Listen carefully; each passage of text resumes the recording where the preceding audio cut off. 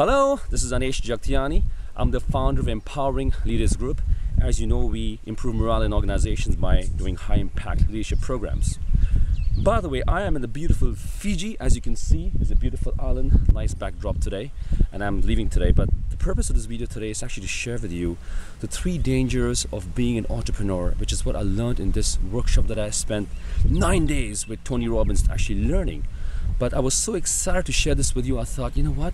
I have to put this on video so that you have a chance to know. So if you're an entrepreneur, please make note of these 3 dangers of being an entrepreneur. Or maybe you want to start a business, or you just want to get into it. So if you are and you're already an entrepreneur, here are 3 ways of actually avoiding the 3 dangers of entrepreneurship.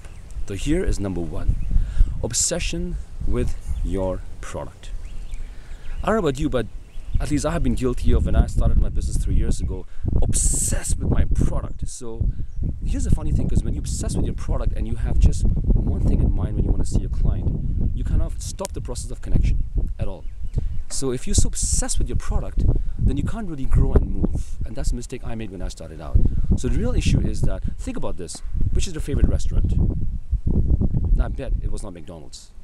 Even though your favorite restaurant could be a Thai or a Chinese or a Mexican place, McDonald's, not a very good product, is making a lot of money. So the question really is not how good your product is, but here is the key to avoid getting stuck in a product trap. The real solution around this is only one. Number 1, around the same issue is that, hey, number 1, if you have to fill the need of the market, how do you do that? You first go and find what clients really need, fill the need, and go give it to them. That's basically it. That's like a consultant or like a doctor who prescribes you a customized prescription for you. And that's the only way to survive in the business, because if you're just surviving on, yes, my one product is going to work for the next 4 years, forget it. Times have changed, buddy. Times have really changed. You have to actually fill the need, find the market, connect more with clients, and really give them what they need. In reality, find out what they're thirsty for, give them a glass of water, and then give them another glass of water. So here's the thing. So need for speed is the first danger. Need for product is the first danger. Number 2 is the need for speed. Now what I mean by that, when you just become an entrepreneur, you become so ambitious and you say, yeah, in 2 years I'm going to hit $10 million of sales. But the lousy statistic that I've heard, which is really hurting actually, is that 80% of businesses fail in the first 5 years. And 96% of businesses fail in the next 10 years. So what's really wrong with it? It's the mindset of the entrepreneur, because they have this need for speed. They just want to grow so fast. Put it this way, if you're sitting in a tricycle and you go slowly, and if you fall, it doesn't hurt that much. You can always get up and just pick up your pace again. But if you're an F-16 and you go very fast and you have an accident, boy, you're dead meat. There's a big difference in the two. Don't treat your business like an F-16. Go slowly but surely, and that's an important part.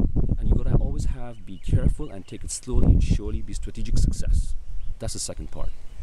Third is the emotion driving your business. That's the third danger. What I mean by that? Have you been through a stage as an entrepreneur where you feel that, man, don't worry. I'm so passionate for what I do. Money's just gonna come, don't worry about it, because I love what I do. But then you have many starving artists, you got starving speakers, you got starving stockbrokers. They love what they do, but they're broke. So the moral is that business is an intellectual sport. Leave the emotion aside. Keep one thing in mind. Be cynical. Put yourself, in fact, you should just ask yourself this question every time is, what is that thing that I don't really see that's really hurting me, that I can't really see right now? What's really hurting me right now? And that's the important part of the business, is what isn't seen. The invisible force actually comes up and says it's too late. So be very careful of that. It's the emotion. Business is a very intellectual sport. And when you're planning your things around, plan for 6 months ahead, but just say, what am I not seeing? What if this does not work?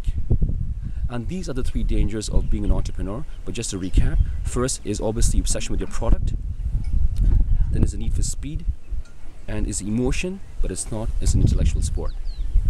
Have a great day, and I'm so excited to share this idea with you. I thought, before I leave Fiji, I have to share this idea with my clients, with you especially. So when I go back to Dubai, I'm going to shoot the next video on another tip, which you're going to see next month. Have a great day today. Bye-bye.